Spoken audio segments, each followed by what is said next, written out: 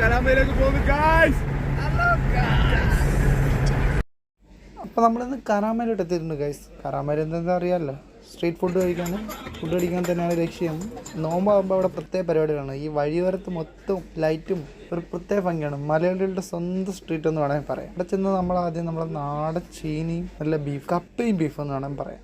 കപ്പയും ബീഫും വാങ്ങിച്ച് നമ്മൾ ട്രൈ ചെയ്തു. പിന്നെ കുറച്ച് പുഴുക്കും നല്ല നാടൻ മത്തിക്കറിയായിരുന്നു. പിന്നെ വേറെന്താ സാധനം കഴിക്കാൻ തന്നായിരുന്നു, അത് നമ്മൾ നോക്കില്ല. അതൊക്കെ കഴിഞ്ഞ് കുറച്ചങ്ങോട്ട് പോയപ്പോൾ വേറൊരു കടയിൽ ഒപ്പനയും അവിടെ കുലുക്കി സർബത്തൊക്കെ ഉണ്ട്. നമ്മളത് കുടിച്ചില്ല.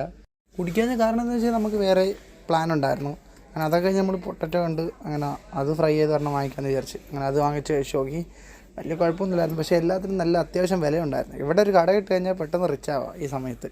അത് എനിക്ക് പറയാനുള്ളത്. കാരണം അതും കഴിച്ച് നോക്കിയിട്ട് കുറച്ച് സ്മെല്ലും എടുത്തപ്പോൾ നമ്മളെ നൊസ്റ്റാൾജി ഐറ്റമായ സിപ്പപ്പ് കിട്ടി. അതിനകത്ത് നിന്ന് എൻ്റെ ഫ്ലേവർ എന്ന് പറയുന്നത് ഗ്രേപ്പ് തന്നെയാണ്. എത്ര പനിയായാലും ഞാൻ അത് വാങ്ങിച്ചു കുടിക്കും കണ്ടു കഴിഞ്ഞാൽ. അങ്ങനെ അതും കഴിച്ച് പിന്നെ ഒരു മാംഗോ ഫ്ലേവറും കിട്ടി. അത് കഴിഞ്ഞ് നമ്മൾ ഒമാനി ചിപ്സിലോട്ട് കിടന്നിട്ടുണ്ട്. അതിനകത്ത് എന്തൊക്കെയോ പച്ചക്കറിയൊക്കെ വാരിയിട്ട് കുറച്ച് സോസൊക്കെ കഴിച്ച് പുള്ളി തന്നെ. നമുക്ക് ചിലപ്പോൾ ഇഷ്ടപ്പെട്ടില്ലെന്ന് പറഞ്ഞ് നമ്മൾ ഒരെണ്ണം എടുത്തോളൂ. പക്ഷേ ഇതിൻ്റെ ടേസ്റ്റ് നമുക്ക് നല്ലപോലെ ഇഷ്ടപ്പെട്ടു. പിന്നെ ഒന്നും കൂടെ വാങ്ങിച്ച് അത് കഴിഞ്ഞ് നമ്മുടെ ഫുഡ് അടിക്കാൻ നേരെ പോയി. അതിൻ്റെ വീഡിയോ ആയിട്ട് അടുത്ത വീഡിയോ കാണാം. Okay, bye guys.